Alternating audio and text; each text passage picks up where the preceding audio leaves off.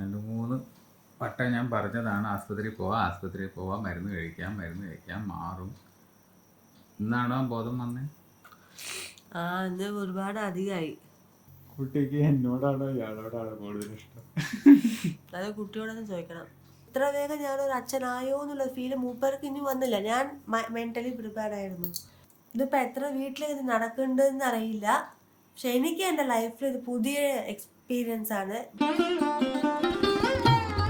Good morning guys, welcome to our new vlog. ഇന്നിപ്പോൾ ഞങ്ങൾ രണ്ടാളും കൂടി നേരത്തെ കൊച്ചു വെളുപ്പംകാലത്ത് തന്നെ പോകുന്നത് ബ്ലഡ് ടെസ്റ്റ് ചെയ്യാനാണ്. അമ്മുവിൻ്റെ 6:30 അപ്പോൾ ഞങ്ങൾ ബ്ലഡ് ടെസ്റ്റ് ചെയ്തിട്ട് വരാം. ഫുഡൊന്നും കഴിച്ചിട്ടില്ല, അതാണ് നേരത്തെ തന്നെ എണീറ്റിട്ട് പോണേ.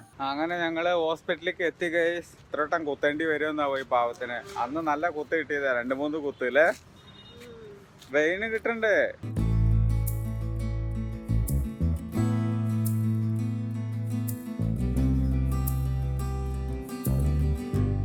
ഞങ്ങളെങ്ങനെ ക്യൂ നിൽക്കണ അറിയോ? അതായത് ഒരാൾ ഒരു സൈഡിൽ ബില്ലടയ്ക്കാൻ ക്യൂ നിൽക്കും, ഒരാൾ ബ്ലഡ് കൊടുക്കണ സ്ഥലത്ത് ക്യൂ നിൽക്കും. 2 സ്ഥലത്തും കൂടി നിന്നെങ്കിലേ പരിപാടി നടക്കുള്ളൂ. വലിയ ഹോസ്പിറ്റലൊക്കെ ആകുമ്പോൾ ഭയങ്കര തിരക്കാ.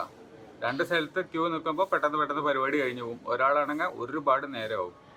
ബ്ലഡ് ടെസ്റ്റ് ചെയ്യാൻ പോയിട്ട് എത്ര കുത്ത് കിട്ടിയെന്ന് അറിയാൻ പാടില്ല. ചിലപ്പോൾ 1-2 കിട്ടും. ഭാഗ്യം ഒറ്റ കുത്തേ കിട്ടിയിട്ടുള്ളൂ. സാധാരണ 1-2 കുത്തൊക്കെ കിട്ടുന്ന ആളാണ്. യൂറിനും ടെസ്റ്റ് ചെയ്യണമെന്ന് പറഞ്ഞിട്ട് യൂറിൻ എടുക്കാൻ ഓടിയിട്ടുണ്ട്. അത് ഇതുവരെ പറഞ്ഞിട്ടില്ലല്ലോ.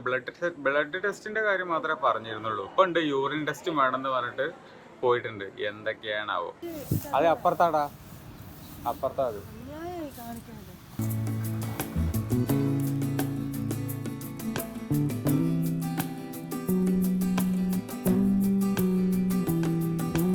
ഫുഡ് മോശമൊന്നുമില്ല, നന്നായിരുന്നു അല്ലേടാ? ഫുഡ് നല്ല ഫുഡ് തന്നെയായിരുന്നു. ഇനി അടുത്തൊരു ബ്ലഡ് ടെസ്റ്റ് ഉണ്ട്, അതിന് വെയിറ്റ് ചെയ്യാണ്.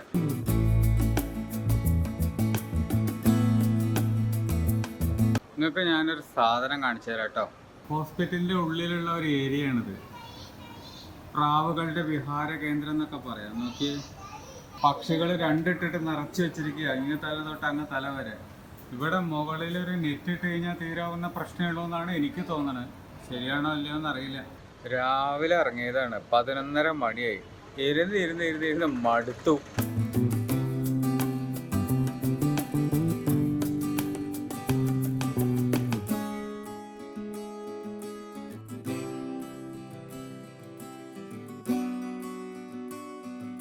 ക്യാൻറ്റീനിൽ കയറി ലഞ്ച് കഴിച്ചു. അത് ടേസ്റ്റ് ഉണ്ടായിരുന്നു അല്ലേ? ലഞ്ച് നല്ല രസമുണ്ടായിരുന്നു. ഞാൻ ചപ്പാത്തിയും കഴിച്ചു, അമ്മു വെജ് ബിരിയാണിയും കഴിച്ചു. അങ്ങനെ ഹോസ്പിറ്റലിലത്തെ എല്ലാ പരിപാടിയും കഴിഞ്ഞ് 2:30-3 മണിയായപ്പോൾ അതാ ഞങ്ങൾ ഇവിടുന്ന് ഇറങ്ങാൻ നിൽക്കുകയാണ്. അയ്യോ എന്തൊരു തിരക്കാണെന്നറിയോ. വീട്ടിലെത്തി കഴിച്ച് 3:30 എല്ലാം കഴിഞ്ഞ് വീട്ടിലെത്തി കഴിഞ്ഞപ്പോഴേക്കും അയ്യോ അപ്പാ ചൂട് താങ്ങൂല കേട്ടോ. ചെന്നൈയിൽ നാട്ടിൽ ഇതുപോലൊക്കെ തന്നെ ആയിരിക്കും എന്നാണ് വിചാരിക്കണേ അല്ലേ? നല്ല ചൂടല്ലേ? നിങ്ങളുടെ നാട് എവിടെയാണ്? അവിടുത്തെ ചൂട് എന്താണെന്നൊന്ന് പറയുകൊണ്ടു. 6:30 ഇപ്പോൾ വർക്കൊക്കെ ഒന്ന് ഒതുക്കി ഇനിയിപ്പോൾ ഒന്ന് ദോശ ഉണ്ടാക്കണം. ഞങ്ങൾ വന്നപ്പോൾ തന്നെ 3-3:30 മണിയൊക്കെ ആയിട്ടുണ്ട്. അമ്മ നേരെ വന്ന ഉടനെ തന്നെ കിടന്നുറങ്ങി. ഞാൻ പിന്നെ കമ്പ്യൂട്ടറിലായിരുന്നു, വർക്കിൻ്റെ മുകളിലായിരുന്നു. വർക്കൊന്ന് ഒതുക്കി റെഡിയാക്കി വെച്ചിട്ടുണ്ട്. ഇനി എന്തെങ്കിലും കഴിക്കണം. ഇപ്പോൾ 6-6:30 ഞങ്ങളുടെ ഡിന്നറൊക്കെ. എങ്ങനെയുണ്ട്? ഉറങ്ങിയാ? ക്ഷീണം മാറിയാ? ഹോസ്പിറ്റലിൽ നിന്ന് വന്നപ്പോൾ തന്നെ കിളി പോയില്ലേ? അത്ര അലച്ചിലായിരുന്നു. എന്തോരം തിരക്കാണ് അവിടെ എന്നറിയോ. എന്നും ഞാൻ ദോശ ഉണ്ടാക്കി തരുന്നില്ലേ? ഒരു ദിവസമെങ്കിലും ഇയാൾക്കൊരു ഇഡ്ഡലി ഉണ്ടാക്കി കൂടെ? നാളെ ഉണ്ടാക്കണ്ടല്ലോ. നാളെ ഉണ്ടാക്കുമോ? ഇയാളെ ഞാൻ തൊട്ട് പറയാൻ തുടങ്ങിയിട്ടാ നാളെ കേരള ലോട്ടറി എന്നല്ല. ഇന്ന് ആസ്പത്രിക്ക് 6:30 മണിക്ക് 7 മണിക്ക് ഇറങ്ങി പോയില്ലേ? എവിടുന്ന് ഉണ്ടാക്കാനാ? ഇന്ന് രാവിലെ ബ്രേക്ക്ഫാസ്റ്റ് അവിടുന്നായിരുന്നു. അപ്പം നാളെ ഉണ്ടാക്കാം. ഞാൻ മറ്റൊന്നും കഴിക്കട്ടെ. ഇയാള് കുമ്പം നിറച്ചല്ലോ. മരുന്ന് കഴിക്കുക, ചുമ ഒന്ന് മാറ്റ്. ഇങ്ങനെ എത്ര ദിവസമായി ചുമച്ചുകൊണ്ടിരിക്കണം. മരുന്നും കഴിക്കില്ല അച്ഛാ. ഇനിയിപ്പോൾ കൊണ്ടുവന്നല്ലോ, ഇനിയെങ്കിലും കഴിക്കും. വർക്ക് ചെയ്തുകൊണ്ടേയിരിക്കുകയാണ്. ഇതാണ് നേരത്തെ ഞാൻ പറഞ്ഞ ചണ്ഡീഗഡ് എന്ന് പറയുന്ന നമ്മുടെ സംസ്ഥാനത്തേക്കുള്ള വർക്ക്. വളരെ പ്രധാനപ്പെട്ടൊരു ചോദ്യം. 2 ദിവസമായിട്ടുണ്ട് ഓപ്പൺ ഡ്രസ്സിൽ തുണി കൊണ്ടിട്ടിട്ട്. തിരിച്ചു കൊണ്ടുവന്നോ? ഇതൊക്കെ പറയല്ലേ? കൊണ്ടുവന്നോ? ഇതൊക്കെ എടുക്കല്ലേ? ഇതൊക്കെ എന്തിനാ ഈ പറയുന്നത്? എടുത്തു കൊണ്ടുവന്നോ? തുണി കൊണ്ടുവന്നോ? പിന്നൂന്നാ തന്നെ എടുക്കുള്ളൂ. തുണി കൊണ്ടുവന്നോ? ഇല്ല. ഇന്നലെ എടുക്കണമായിരുന്നു, ഇന്നലെ വന്നത് ലേറ്റ്. ഇന്ന് പോയി അലച്ചില്ല, ഇന്ന് വൈകുന്നേരം പോയി എടുക്കാൻ ഞാൻ പറഞ്ഞതല്ലേ. നേരെ കുത്തിയിരുന്നില്ലേ കമ്പ്യൂട്ടറിൽ.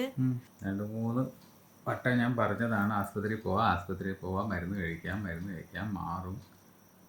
ഇന്നാണോ ബോധം വന്നേ? ഇന്ന് ഒരുപാട് അധികമായി, അതുകൊണ്ട് പോയതാ. കുട്ടി സ്കൂളിൽ നിന്ന് കൊണ്ടുവന്നു പോകുന്നുണ്ട്. അവള് അപ്പോഴേ ഒരുമാതിരി ഉണ്ടായിരുന്നു. എക്സാം സമയത്ത് ഒരു പരീക്ഷ പോയി കുട്ടി കൊണ്ടുവന്നതാ ഈ അവള് എഴുതിയില്ല. എന്നിട്ട് അവള് അത് കണ്ടില്ലേ അങ്ങനെ കിടന്നത്, പോയില്ല. എന്നിട്ട് പാവം എൻ്റെ അടുത്ത് കിടന്ന് ഇതാക്കി. ഞാൻ മാസ്ക് ഇടണായിരുന്നു, ഞാൻ ചെയ്തില്ല. അങ്ങനെയാണെങ്കിൽ എനിക്ക് എന്താണോ എനിക്ക് വന്നതുമില്ല. ഈ ചുമയാണ് ആദ്യം തുടങ്ങിയത്. അമ്മയ്ക്കും വന്നു കുറച്ച്, എന്നിട്ട് അമ്മയുടെ പോയി പെട്ടെന്ന്, മരുന്നൊന്നും കഴിക്കാതെ പോയി. മൈൽഡൊക്കെ ആണെങ്കിൽ പോകുമായിരിക്കും വേഗം. ഇതിപ്പോ കുറച്ച് അധികം വന്നിട്ടുണ്ട് തോന്നുന്നുണ്ട്. ഇത് പോയപ്പോ ഡോക്ടർ പറഞ്ഞു ലങ്സിൽ ഒക്കെ കമള്ള പോലെ ഉണ്ടല്ലോ, സംസാരത്തിലേ വരുന്നുണ്ടേ, ആ വോയിസിന്റെ മാറ്റേ അറിയണ്ട്. ഇതുപോലെ 30-ലിട്ടാ മതി. ഇപ്പൊ 30 ആ 30 തന്നെയാണല്ലോ. ഞാൻ 30-ലിടാനോ ഒരു മൈൽഡായിട്ട് മിനിമലായിട്ട് കിട്ടണമെന്ന് ഇട്ട് ഞാൻ ചിലപ്പോൾ എന്ത് ചെയ്യും, ഓഫ് ചെയ്യും. AC ഇട്ടാല് AC കുറച്ച് ഇപ്പോൾ 28 അങ്ങനെയൊക്കെ ഇട്ടാല് ആ കോൾഡിൽ പെട്ടെന്ന് നീട്ട് ചുമ.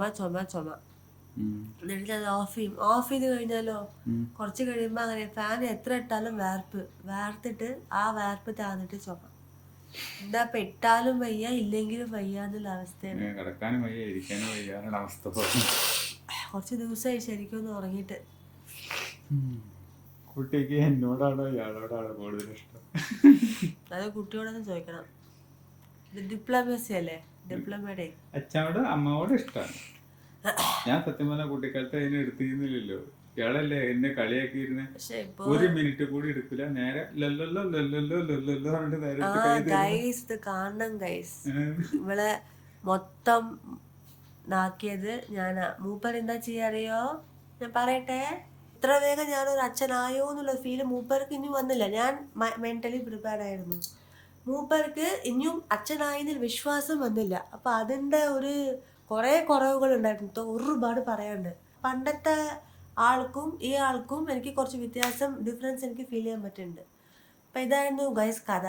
ഇതിപ്പോൾ എത്ര വീട്ടിൽ ഇത് നടക്കുന്നുണ്ടെന്ന് അറിയില്ല, പക്ഷെ എനിക്ക് എൻ്റെ ലൈഫിൽ ഇത് പുതിയ എക്സ്പീരിയൻസ് ആണ്. അപ്പോൾ അമ്മൂൻ്റെ ആ ഒരു കഥയോട് കൂടിയിട്ട് നമ്മുടെ വ്ളോഗ് അവിടെ എൻഡ് ചെയ്യാണ്. ഇപ്പം തന്നെ കുറേ നേരമായിട്ടുണ്ടാവും എന്നറിയാം, വ്ളോഗിൻ്റെ ലെങ്ത്ത് കൂടി പോയിട്ടുണ്ടാവും. അപ്പോൾ ഇന്നത്തെ വ്ളോഗ് എല്ലാവർക്കും ഇഷ്ടമായിട്ടുണ്ടാവും എന്ന് വിചാരിക്കുന്നു. ഇഷ്ടമായിട്ടുണ്ടെങ്കിൽ ലൈക്ക് ചെയ്യുക, കമൻറ്റ് ചെയ്യുക, സബ്സ്ക്രൈബ് ചെയ്യുക. മറ്റൊരു വ്ളോഗിൽ നമുക്ക് വീണ്ടും കാണാം. ബൈ.